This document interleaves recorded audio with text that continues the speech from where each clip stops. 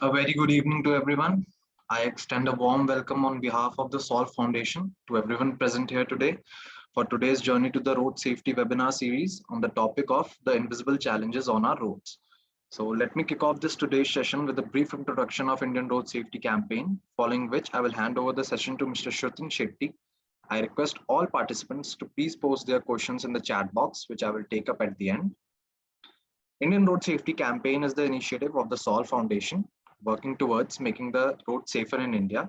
Started as a project at IIT Delhi due to the death of the students in a road accident. IRSC has gradually grown to be the largest youth-led organization in India.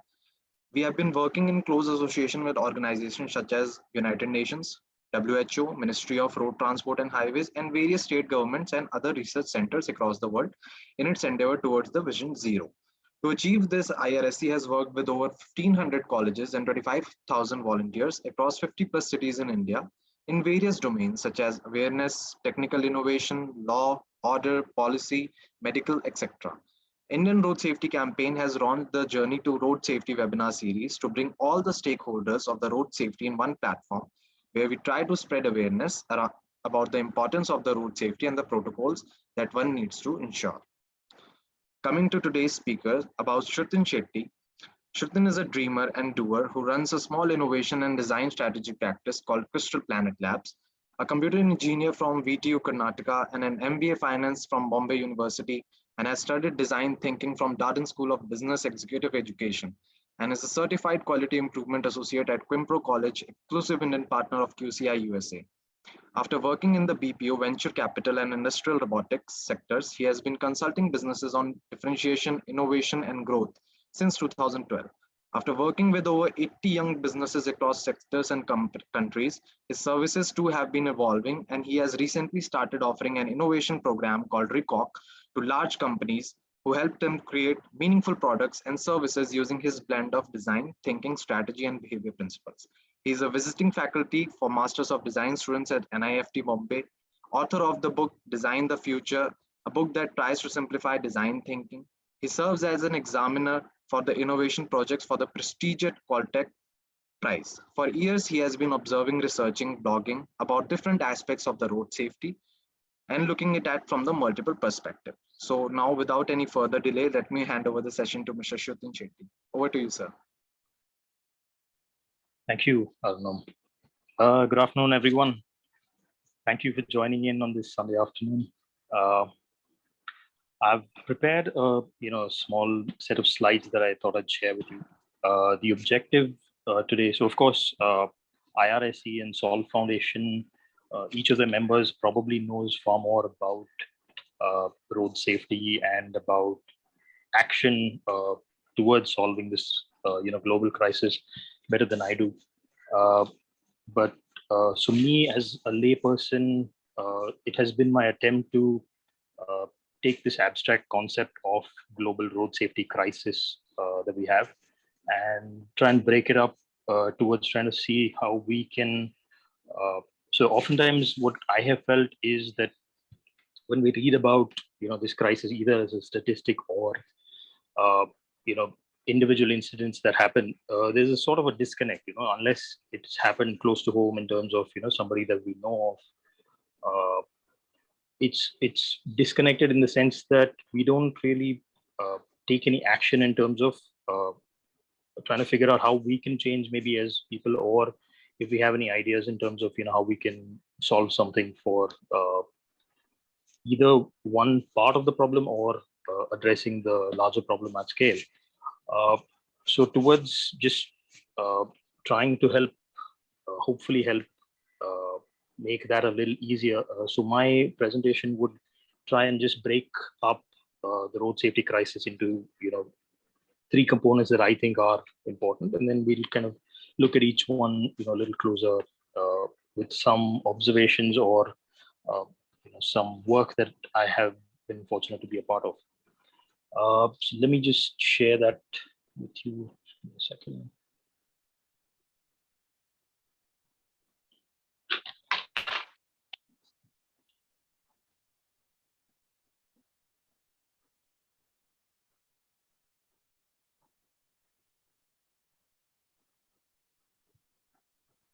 Okay, I hope this is visible. Yes. All right.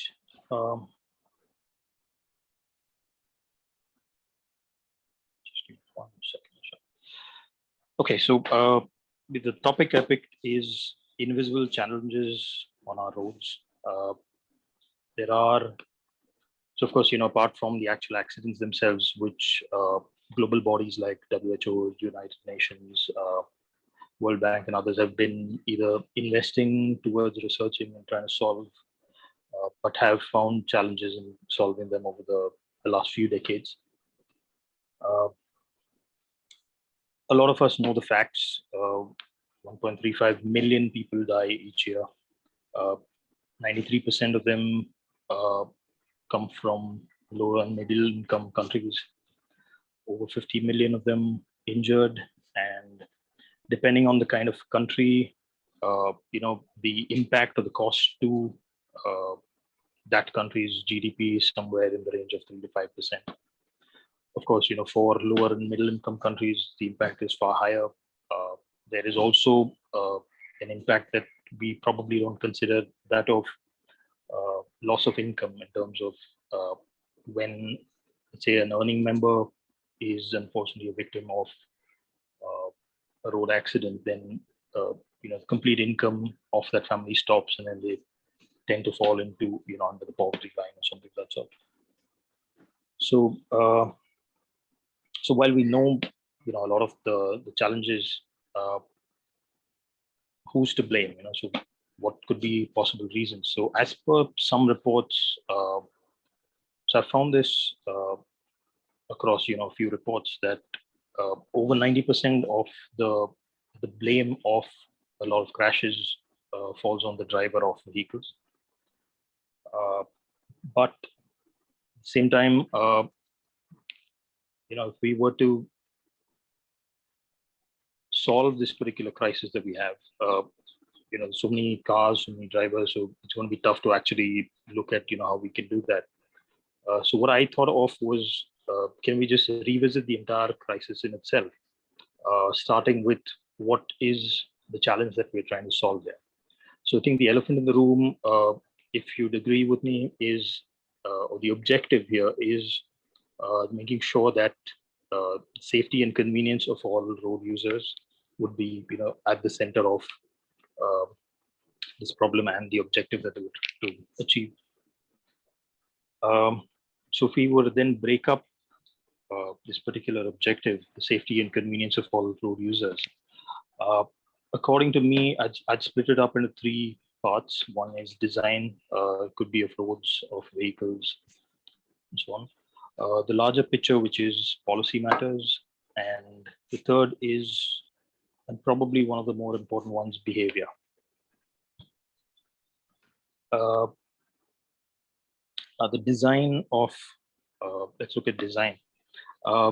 In 2006, my father, he's an acupuncturist.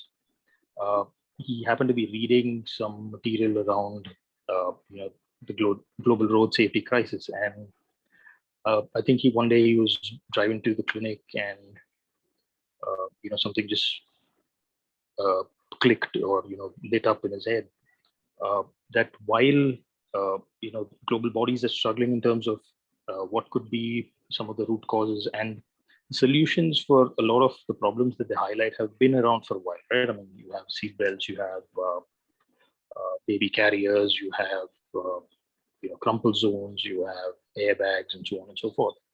But the number dead and the number injured has still been on the rise. So apart from some of the developed countries that have drastically reduced the number of deaths and injuries due to global road traffic crashes, a lot of low and middle income countries, as well as the US, has seen an upward trend in the number of deaths and injuries over the last few years.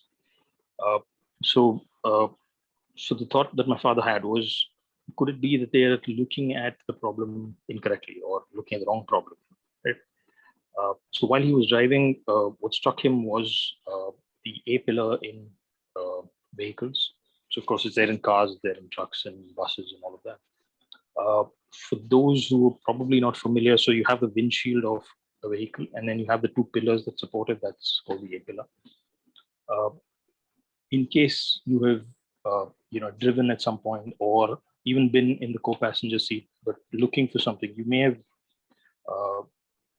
experienced this, that maybe when you're taking a turn or something, you have to look forward and backward just to make sure that nobody's there. And a lot of times, given the complexity of our roads, intersections, the turns that we make, pedestrians, oncoming traffic, and all of that, it's possible that we don't see a lot of what's out there because of this particular challenge, right? So if you look at it from the driver's point of view, and given the dramatic change in the design of vehicles over the years, the A pillar has gone from being one thin column of steel maybe to a more complex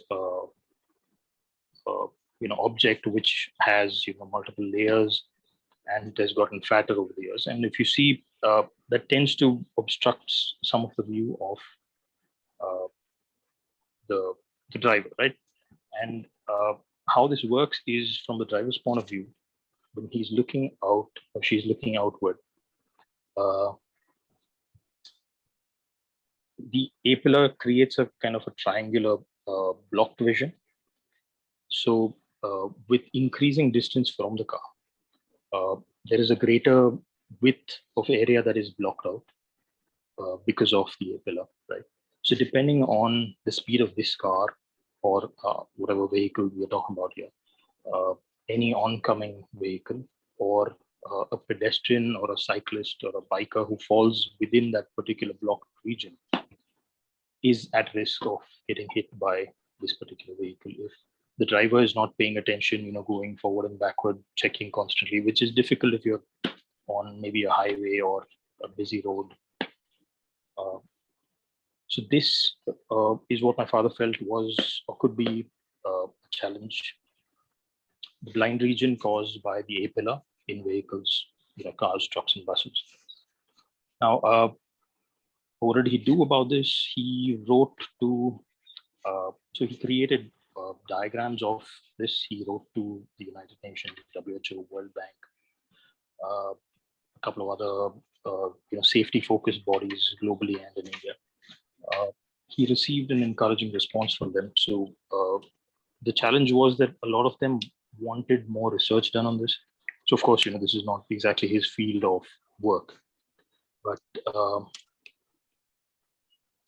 but what he felt was that if he could maybe collaborate with somebody or have somebody work on this. So he then wrote to all the leading auto manufacturers across the world.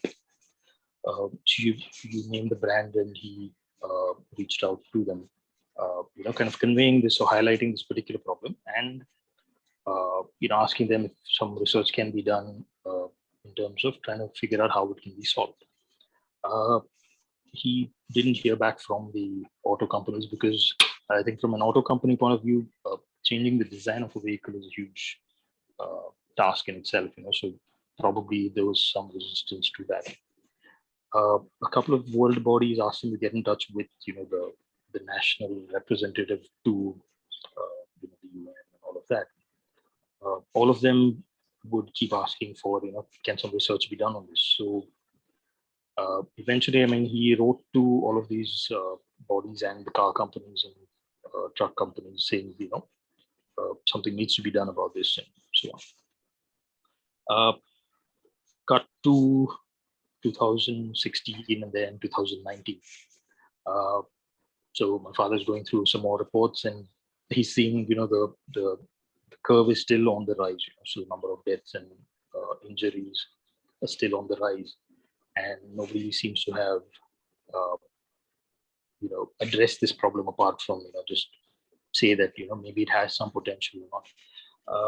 So then what he did was he took his old car and then he chopped up parts of it, and what we have is So before that, let me just mention. So the UN Decorative Action goals, I think, from 1.5 decades ago, was to halve the number of road-related, accident deaths and injuries over a 10-year span. And then obviously that goal was not achieved, and then it got pushed forward to the next decade. And so I think over 2 decades they hope to bring it closer to zero. But the way it's going right now, if we keep working on the same problems that we have been solving without getting the adequate results, I don't think it's really going to solve any problem. So coming back to the car, so what he did was he had the A pillar on the driver's side chopped up. How this works is, we've kept a stub of where the A pillar was, so that we can make out where it was before. Plastic sheet was used to create an extension. So in an ideal, so let's say if somebody were to develop a new car tomorrow, how this is going to look is you have the windshield and then it curves onto the sides. And the A pillar is shifted from where it is right now, because that's where it blocks the driver's view, to slightly more on the side of the driver, because that's not where any regular driver is going to pay attention to while driving forward. So if you can notice here, so this is so the L-shaped, the A pillar has been changed from the slanted one to an L-shaped one. The door or the window frame was cut accordingly. We found that a regular sized adult can get in and out easily from the car, because we don't really use that section of the steering wheel and beyond. We don't use that section while getting in and out of the car. So we did this, and of course didn't really go too far to test it out, but what we did here is just got a picture of what the scene looks like with and without the pillar. So the red highlighted section that you see was created in the position of the original A pillar. So we took the measurements from the other side, highlighted that section and colored it using film, so that we can see that what area gets blocked out from a regular driver's point of view. And as you can see, there's the BSC bus here in Mumbai that's almost completely covered at some point. There are cars and pedestrians who are covered from the view of the driver. So this is one of design-related challenges that I thought I'd share with all of you. Where till now we've been thinking that all accidents happen, or like 90% of the accidents happen because of the fault of the driver, but may not be the case. It's possible that this particular design flaw is what's inadvertently causing drivers to collide with pedestrians or other vehicles, because they can't see them. You can't really avert what you can't see. Moving on to the second aspect, right? So big picture policy matters. Now, so even though I think a lot of us probably love German cars the most, but I don't know. I mean, it's my assumption that we've gotten our love or craze for cars from the Americans, because I don't think there's anyone crazier than them in terms of just the promoting of excessively powered cars and fast cars and all of that. So I thought I'd take them as an example in this comparison here. The point I will be making is, so let's look at this. I think in the previous generation, and a good part of my generation, which is like just under 40, I think one of the checklists of life was to own a car, own a house, and all of those. So a car features prominently in that. But thankfully, looking forward, at some of the younger folk today, some of my students, and other friends that I have, they don't really feel the need to own a car. They just want to get from point A to point B. So it's not so much about the social image and status of owning a car. It's more about the job of moving from point A to point B. Let's look at the populations of India and the US. The US population is roughly about 330 million people. We stand at about 1380 million people. Number of cars owned, the US has about 286 million cars. We in India have about 30 million cars, that's it. There's probably a reason for this. If you just consider the landmass, we're a small country compared to the US. We're about 1/3 their area in terms of size. So obviously, if you have a small population living across such a huge country, you're going to need some kind of connectivity which goes all the way to the last mile, which is why it would have been difficult to have public transport, reach everybody across the length and breadth of that country. So maybe cars made, some sort of logical sense in terms of the country's choice in which direction to move. Now, compare that with India, where we have a huge population in a small landmass, right? And we only have 30 million cars today, but traffic is a common problem across all major metros, as well as tier 1, a lot of tier 2 cities as well.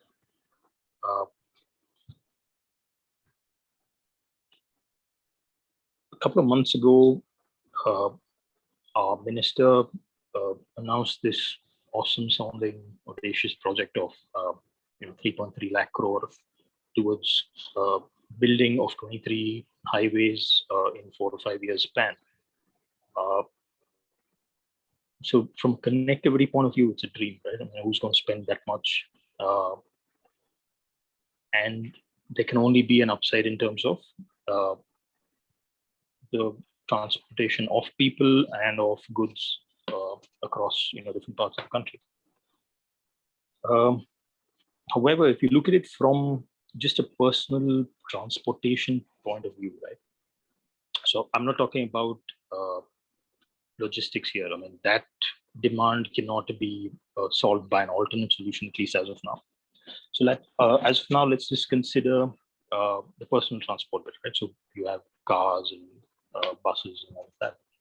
So going forward, there are a couple of alternate models which are being considered across the world. They're still being discussed right now. I mean, nobody has a clue how it's going to shape out.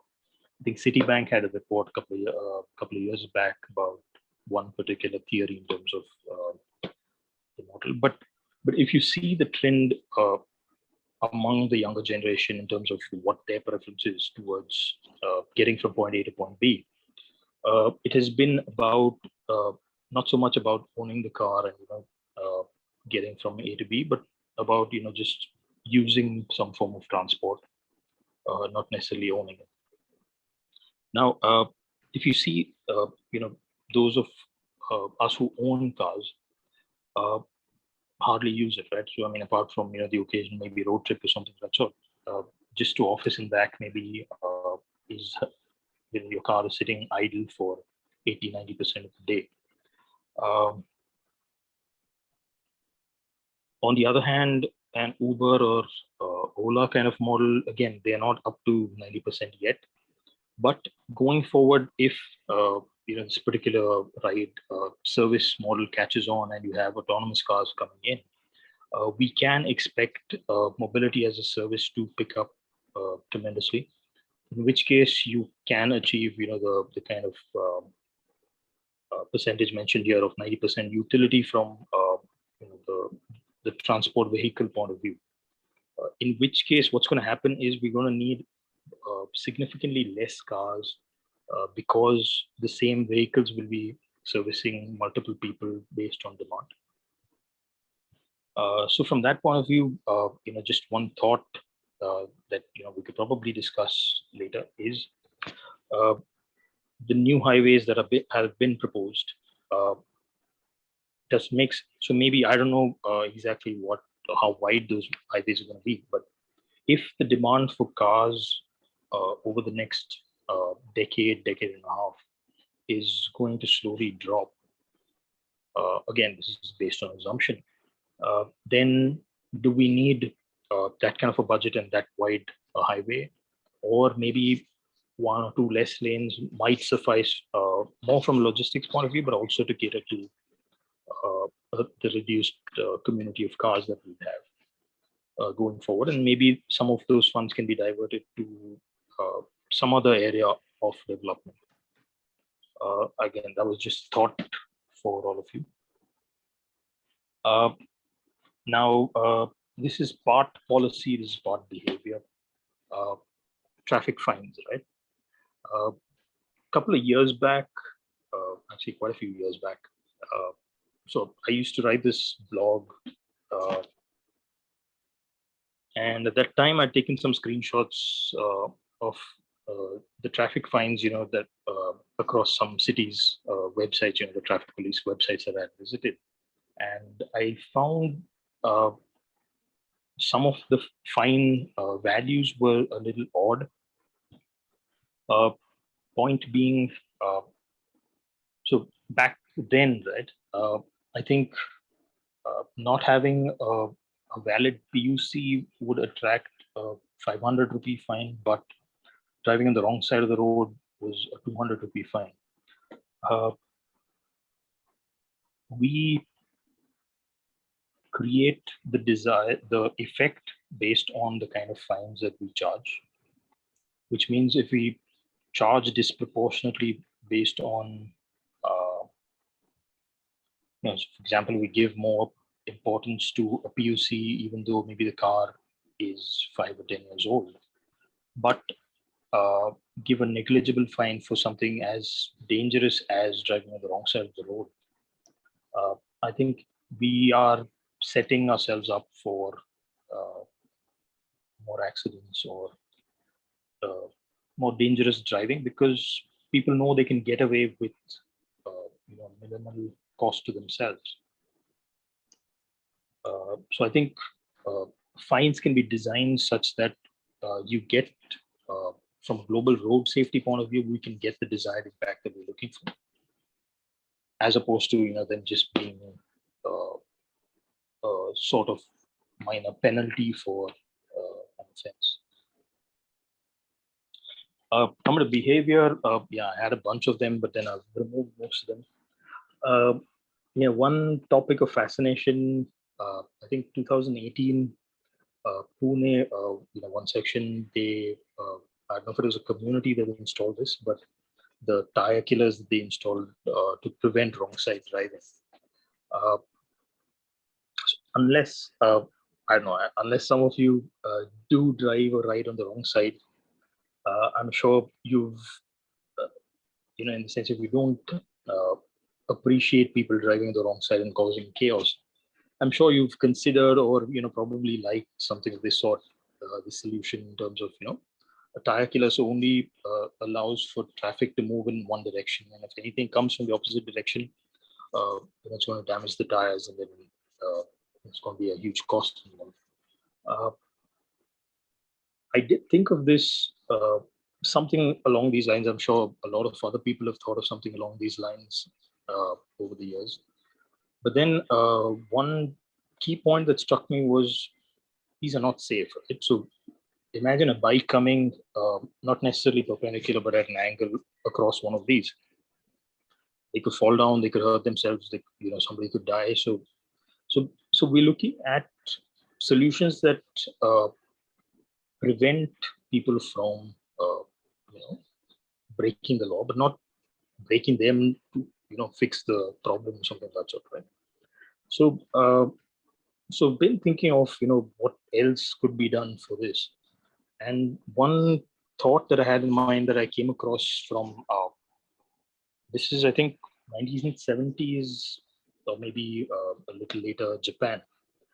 So in Japan, they've had banks and stores. They have these orange-colored balls which are kept maybe in the cash counter or on a product display table or something of that sort. And how they work is, in case of a theft, so a thief will probably take something or grab some money and then run away. And then if they get into the crowd, how do you recognize them? So these orange-colored balls are kept there, and how they work is whoever's at at the bank or the bank counter or the shop takes them and throws it at the thief. It breaks, and there is a bright orange-colored liquid inside which splashes onto that particular person. So maybe they're fast at running out of there, but then it's easy for the cops to figure out who the person is in a crowd. So maybe something similar for solving this particular challenge of wrong side driving. That that particular section, if vehicle is detected from the wrong side, it just sprays some kind of bright color upwards, or something which could. I don't think anyone would like paint being splashed on them, so it might serve as a deterrent towards reducing this bigger challenge of deaths and injuries due to road safety crisis. Another behavior-related observation that I've had.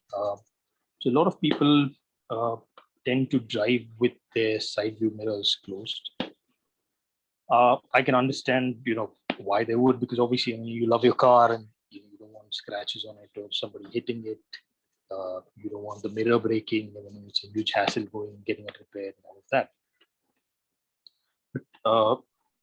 But if you look at it differently, or I don't know, if you know somebody who tends to close their mirrors while driving, ask them this. Ask them what's more valuable. Whether it's them, other occupants of the car, people and objects outside the car, or the one part which costs 0.5 to 1% the price of the car itself. Because that's all that a side view mirror costs. For a small car, it would be in the 2,500 to 5,000 rupee range.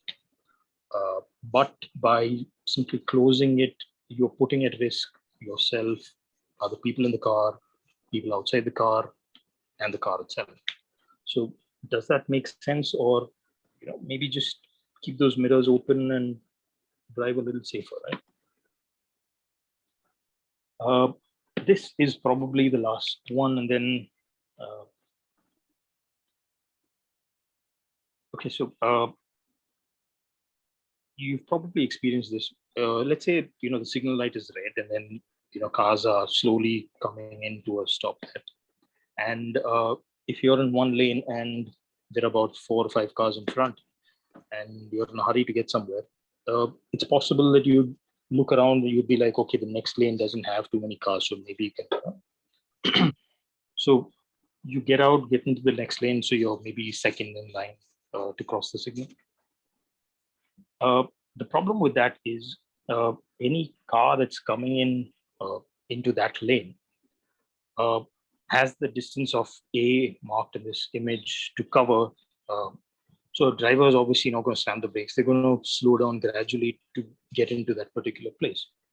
But the moment you swerve and get into that lane, the braking distance for that oncoming car reduces dramatically, right? Which again is potential for a collision. Of course, may or may not be a huge collision, but I think we need to be a little responsible in terms of just not thinking about ourselves and getting somewhere on time, but these little things that could increase the risk of collision or injury that we probably don't figure out from their point of view. I mean, of course, we don't like it if people do that when we are driving, but I don't think we realize the gravity of it when we are the ones in a hurry and looking for crossing that signal earlier than we can. Now, just a few changes that, so I used to be, in fact, I still am a bit of a driver in a hurry. I used to be an angry driver. Thankfully, I'm not anymore. But so this, I don't know, this change has been in the working for about a decade and a half. But just some things that maybe you all can try as well. So one is, if there's a car waiting to make a U-turn somewhere, you may have noticed that if we're in first lane, we tend to just keep driving and making them wait. Try this maybe once, just for the fun of it. Of course, make sure that it's all safe behind, that you're not just stopping suddenly and causing a pile up. But slow down, let them pass. See, look for the expression on their faces. Same with people crossing the road. So at least in India, there's this huge tendency for us to speed up and just get ahead of pedestrians. And I think pedestrians do the same thing. That if you're the only car on the road and there's nothing behind you for like 2 kilometers, they'll still want to dart in front of the car rather than wait for you to cross. And so I think when we're drivers and pedestrians, we are trying to, kind of outwit the other. But try this, so let's say you see a pedestrian waiting on the side of the road and it's safe behind for you to stop, ask them to pass, watch out for the smile on their face, right? Or the surprise on their face. It's usually priceless. Another one that I used to try back when I used to work in the venture capital space, I used to notice that in the mornings, I'm eternally in a hurry to get to work. So you're trying to kind of overtake and all of that. But then I tried to do one thing. So I didn't feel too happy about doing that.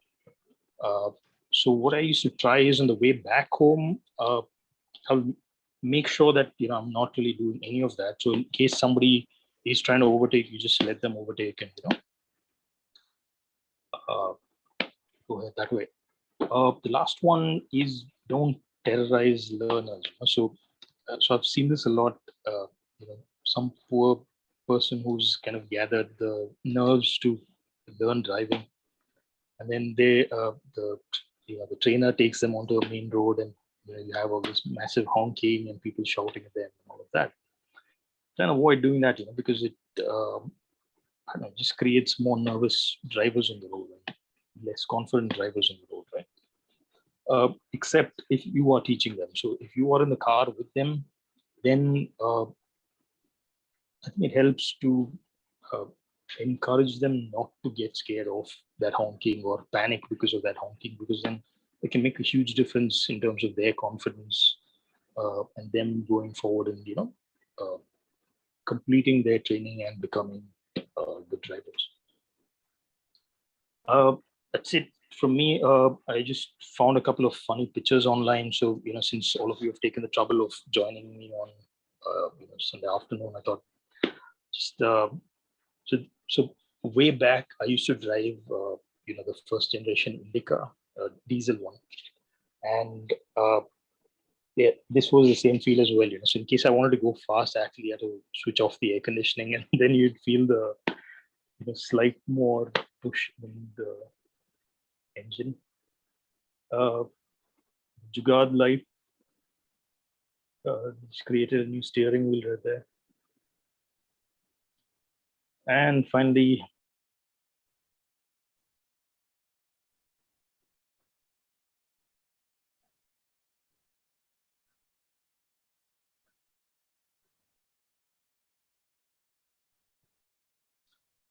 Thank you for this wonderful presentation, sir. It was great to know your experience in this course.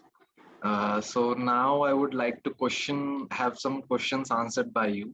sure. So the first question from my side would be that how is the overloading of the transportation vehicles affecting the road safety, especially the commercial vehicles like trucks and all? Overloading the vehicles, how is it affecting road safety? Yeah. Okay. So I think from simple physics point of view, a heavier object it'll take more effort to slow down and stop a heavier object than a lighter one. So obviously a truck manufacturer would be designing a particular truck for a particular payload, which means everything from the acceleration, the braking, the torque, and all of that is built for a vehicle which can manage a payload up to a certain limit. So the moment you go beyond that, thinking you're saving one extra trip or the cost of transporting, what happens is your braking distance increases. It's additional wear and tear on the different parts of the vehicle itself. I think it's also dangerous in the sense you've probably seen videos of overturned trucks, right? So a lot of times it's possible. So of course, one is speeding, but apart from that, just a truck that's loaded incorrectly and more than limit may not be stable enough. The center of gravity is much higher than it should be, which means any sharp turn increases the chances of it tipping over significantly. Thank you for that. Was a very scientific explanation. So now we come to the second question. So that would be like you talked about the Western countries, right? So I would like to ask you that how can we take up the idea of traffic management from the Western countries and can apply in India too, which maybe decrease the road safety, the accidents. A couple of aspects to it. So look at it from just our mentality point of view, right? We as pedestrians crossing the road may be cursing vehicles because they don't stop for us to cross, whether or not it's the signal is green for us to cross. And we as pedestrians may or may not bother or think twice before darting across the road when there are vehicles coming. But we as drivers get angry at pedestrians for doing the same thing. We as drivers may think it's okay to overshoot the signal if it's red because we're in a hurry. But then we as pedestrians crossing that same signal light would be cursing somebody like us because they crossed over when it was green for us to walk, not for them. So I think one change which is happening in the country is in terms of say just getting your driving license. Right? So in the past, there was this huge ecosystem of middlemen who would get your license for you, which meant you didn't have to really learn driving from a professional, learn the rules of the road, and you just got your license without the responsibilities of having passed the test, written and driving test. But I think that's being enforced. Of course, still a long way to go, but it is being enforced. So drivers who come out have actually, at least some of them have had to undergo a test. They know some of those road signs. They know, how to drive, when to stop, when to keep going, and all of that. So I think from that point of view, the body that governs, who passes out, is slowly solving that problem for us. What else in terms of? So I think everything. So I mean, even your using of the indicators and all of that will all come from there. When to cross the road, when not to. All of that will come from, I think, the body which lets us pass through those. So now we will take some questions from the attendees also. So I will take one or two questions from the chat box and you can just answer them.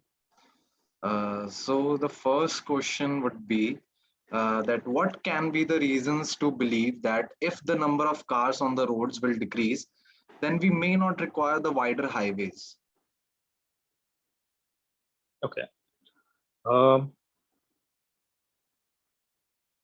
of course, it is an assumption, but it is possible that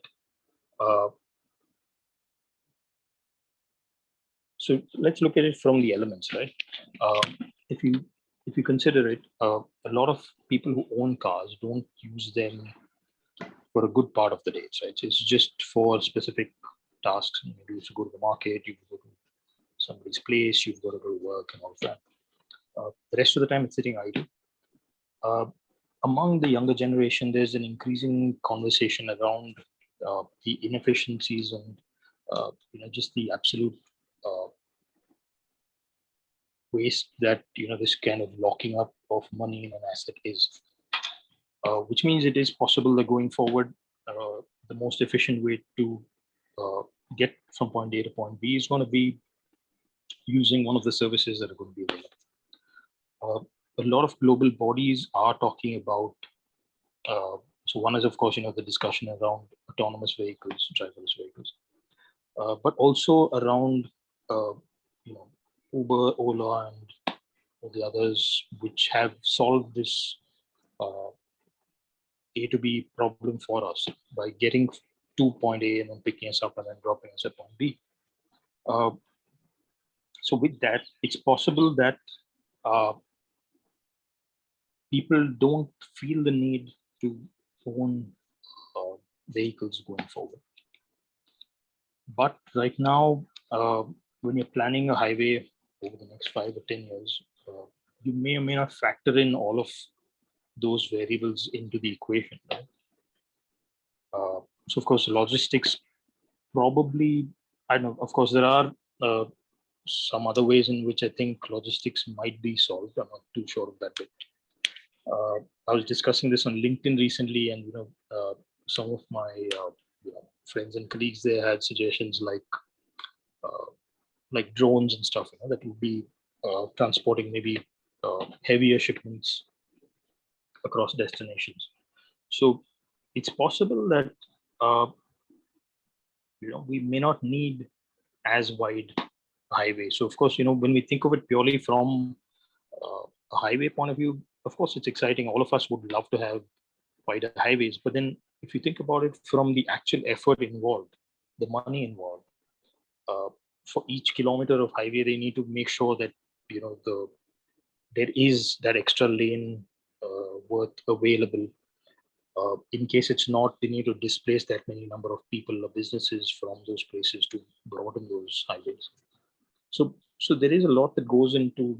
So of course, I wouldn't know all of what goes into making of a highway, but this was just a thought that it's possible we may not need as wide highways if the number of cars is expected to reduce. May not be to 1/5, maybe less, but if there's going to be a dramatic reduction in the total number of cars, where as lay people probably think that the number of cars is just going to keep increasing, but that may not be the case. So in which case, it might help to just make sure that we have all our calculations right before just executing such a huge project.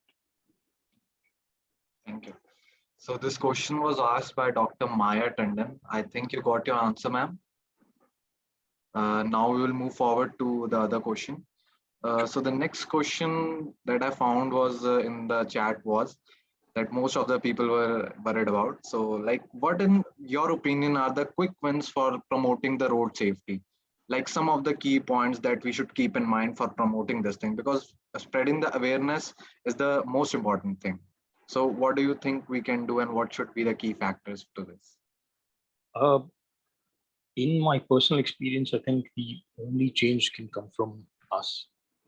I'm literally saying this from example, in the sense that, like I mentioned that back when I was younger, I used to drive, fairly fast, probably not too responsive to, advice. But then over time, you tend to realize that, okay, this is not making logical sense. So, maybe you need to slow things down. But then that had to come from within, right? So similarly, if I were to tell somebody, that rash driving does not make sense, or just increases the risk for multiple stakeholders on the road, I'm not sure they are going to really listen. But at the same time, if I implement that myself without compromising, then hopefully at least some of them might think and maybe reconsider. So just to give you an example, back in 2011-12, I used to work in Pune, right? So each day, you probably clock between 30 and 50, maybe 60 kilometers, just in and around the city. Because a lot of my work used to happen with companies on the outskirts. So, so a common problem, of course, there and everywhere else also is if you're on maybe a state highway or a road where you have one company, maybe half a kilometer ahead, you have another company's plant. So one day, what happened was I was with my manager and we were getting out of a meeting from the company ahead. And he's like, sir, why don't we just drive backwards because, the next meeting is right here, hardly half a kilometer back. But I was like, no, that's not going to happen. He's like, but it's a long way around. I said, it's okay. And it was a long way around. It was literally, there were no exits. So I drove, I think, a total of 5 to 7 kilometers just to get back to that half kilometer, going the wrong direction. But I don't regret it because, like I said, I know the risks of, I wouldn't consider driving on the wrong side. So it's scary, right? So it doesn't matter. So if you're willing to, how much is it going to cost? Maximum like a liter of petrol, right? Even in like a huge gas guzzling car, it's going to cost you a liter of petrol. That's it. Think about the side view mirror example, right? So you have like a liter of petrol at whatever, $90 about. And then you have on the other scale, you have yourself, you have whoever else is in the car, you have the car itself, you have anybody else who might get hurt because of something stupid like this, driving on the wrong side. So I don't know, you do the math, and then I think the answer is pretty obvious that.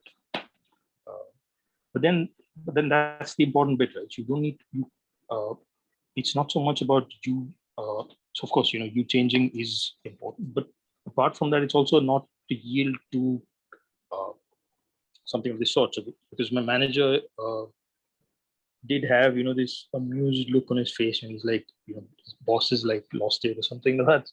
But that was it. So you're just convinced of the theory of it. It does not make sense. So then you go the long route and just get stuff done with it. I think, to sum it up, we need to implement little things ourselves, and then hope at least one or two people, pick up one or two of those things, and then that's one way. And the second way, of course, is our RTO and bodies, which will have to regulate and make this whole process far more efficient for us. Thank you, sir. So now we will take the last question of the session. Okay. So in case we have time, I'm open, but I'll leave that would be the last question. Okay. So this was asked by Mr. Anshu Bamne.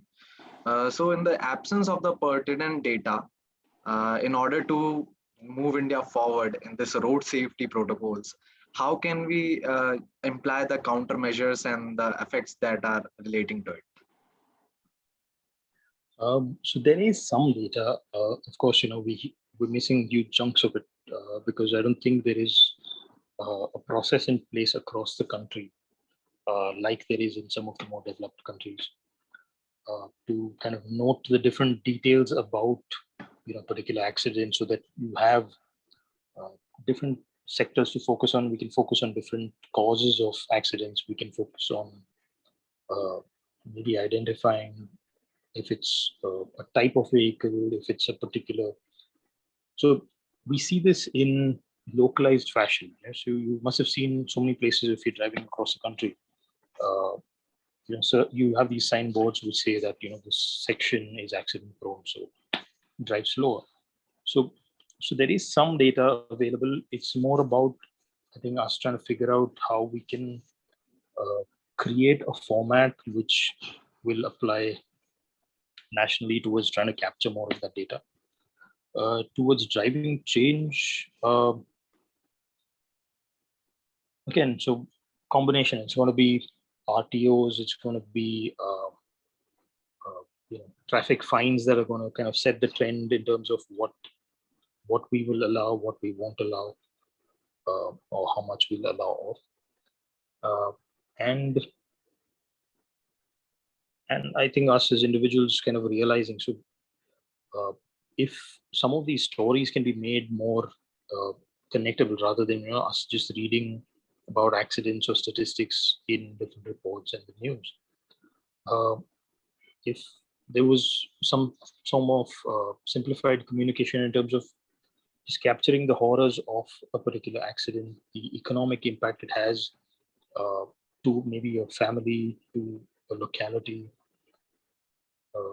things like that would create a little more awareness in terms of we still then beyond paying attention to this problem. We are aware of it, but it's not registering in our heads. So the moment we have a story that kind of connects, we'll pause, we'll take note of it. Hopefully then we'll become a little more aware in terms of, okay, can I do something to fix this? Thanks. I hope that answers. So yeah, thank you for sharing your views on such an important issue. It was truly wonderful and a very insightful session. I hope the audience found this webinar quite beneficial as well. Last but not the least, I would like to conclude today's session by thanking all the participants in your presence. And we hope to see you again for the next installment in our quest to make the road safer for each and every citizen of India. And please, everyone, fill in the form provided in the chat for the certificates. Thank you. I just want to mention, so I'll share some of those links to the research paper and a couple of other things. Hopefully, sure, it is of interest to some of you. Sure. Hopefully, if you can put that on YouTube or on the website. Sure, everyone can find it on our social media platforms. So, perfect. Yeah. Thanks for the opportunity. Okay. Thank you, everyone.